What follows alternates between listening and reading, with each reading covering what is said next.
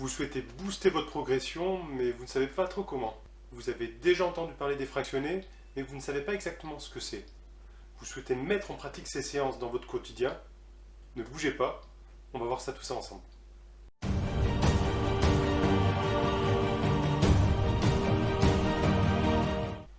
Bonjour, c'est Kouros et bienvenue sur ma chaîne Le Kadamax Senpai. Aujourd'hui, vidéo sur les fractionnés à la demande d'une personne en message. Donc n'hésitez pas de bien faire vivre la chaîne. Donc si vous avez des demandes particulières, des envies, si je peux vous être utile, je me ferai un plaisir de vous faire des sujets qui vous intéressent. Allez, c'est parti sur les fractionnés.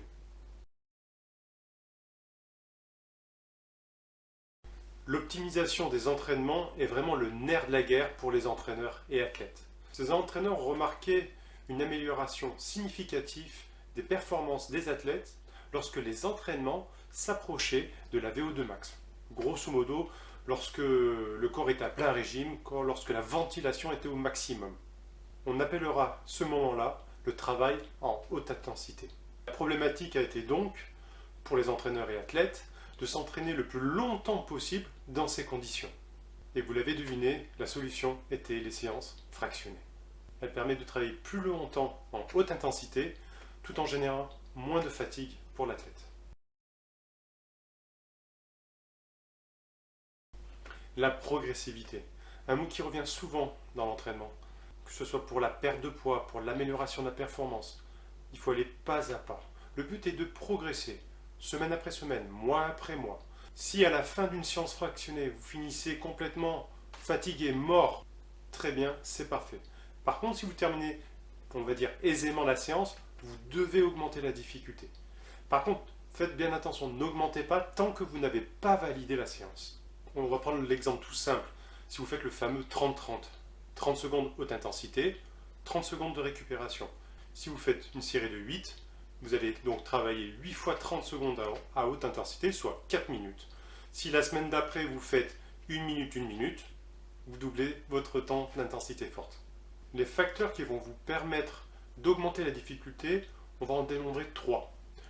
Premièrement, c'est tout simplement réduire le temps de récupération. Plus vous réduisez le temps de récupération, moins lorsque vous allez enchaîner une autre série, vous allez être du coup plus essoufflé, plus fatigué. Donc, série après série, vous allez trouver plus de difficultés à finir votre séance. Le deuxième facteur va être tout simplement d'allonger les distances, en gardant toujours la même vitesse. Donc là, comme son nom l'indique, votre durée va être plus longue, donc vous allez enchaîner les séries. Donc je donnais tout à l'heure l'exemple du 30-30, passer à 1-1. Comme dans cet exemple-là, vous allez doubler votre temps d'effort. Le troisième facteur va être tout simplement d'augmenter la vitesse. Alors, je mettrai un petit bémol là-dessus. Je vous conseillerais avant chaque début de cycle de valider votre vitesse VMA tout simplement par un test. Pour ce faire, il vous suffit de parcourir la plus longue distance pendant 4 minutes pour des coureurs débutants, 5 minutes pour des coureurs réguliers et 6 minutes pour vraiment des coureurs déjà très confirmés. Au-delà, il faut vraiment être pro. Moi personnellement j'utilise les 5 minutes, ça me va très bien et ça me donne vraiment une vitesse qui est en adéquation avec mon niveau. Donc grâce à ce test, vous avez votre vitesse VMA et on va pouvoir mettre en place des séances adaptées. Tout d'abord les fractionnés longs, dits au seuil. Cet entraînement permet de maintenir un pourcentage élevé de sa VMA. Les intervalles sont en général supérieurs à 3 minutes. Et la vitesse oscille entre 75 et 85% de sa VMA, soit une vitesse légèrement inférieure à sa vitesse du 10 km, allant jusqu'à sa vitesse du semi-marathon. Après, je ne souhaite pas rentrer trop dans le détail, parce que même entre les experts, des fois on voit qu'ils ne sont pas d'accord entre eux. Ce qu'il faut retenir, c'est lors de ces séances, essayer de travailler, si possible, au moins 30 minutes à 45 minutes à ce seuil-là, pour vraiment avoir des séances complètes. Par exemple, pour atteindre ces 30 minutes, il vous suffirait de faire 4 fractions de 8 minutes. Ça ferait 32 minutes. Et augmenter au fur et à mesure. La VMA est votre moteur. Plus vous allez la développer, plus vous allez courir vite. Pour ma part, je vais rentrer dans un cycle VMA de 3 mois. Le premier mois, vous savez que je fais 3 semaines d'effort, une semaine de relâche. Donc les 3 premières semaines, je vais commencer par 2 séries de 5, 30-30. Donc, Première série 2 minutes 30 x 2, 5 minutes d'effort. La semaine qui va suivre, je vais faire la même chose, sauf qu'au lieu de faire du 30-30, je vais faire du 45 secondes, 45 secondes, pour terminer sur la troisième semaine, 1 minute, 1 minute.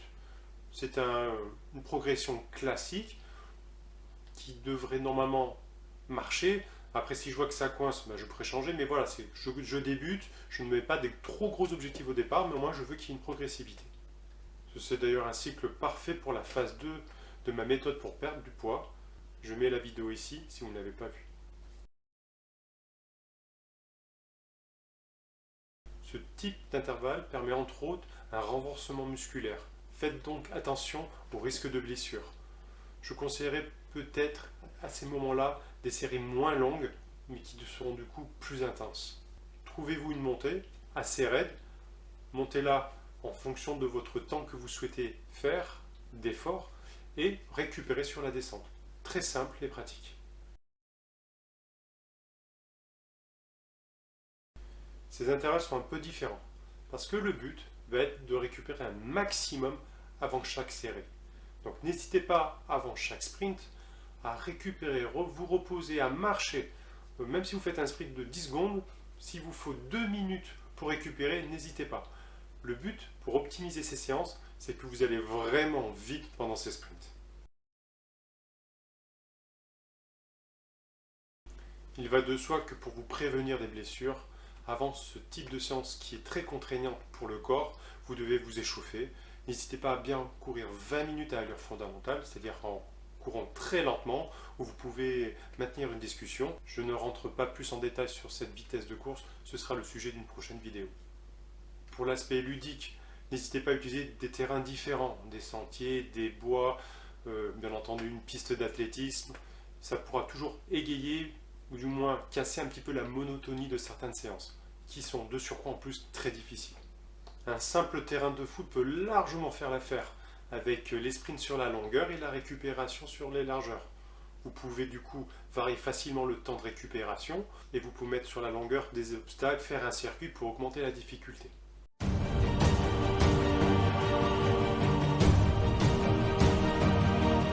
Vous arrivez à la fin de cette vidéo. Alors je n'ai pas pu aborder tous les sujets comme les séances type pyramidale. Je n'ai pas parlé non plus des cardiofréquencemètres. Aujourd'hui, à l'heure actuelle, nous avons des outils plus pratiques qui nous donnent des chiffres plus précis, comme les montres GPS, les capteurs de puissance.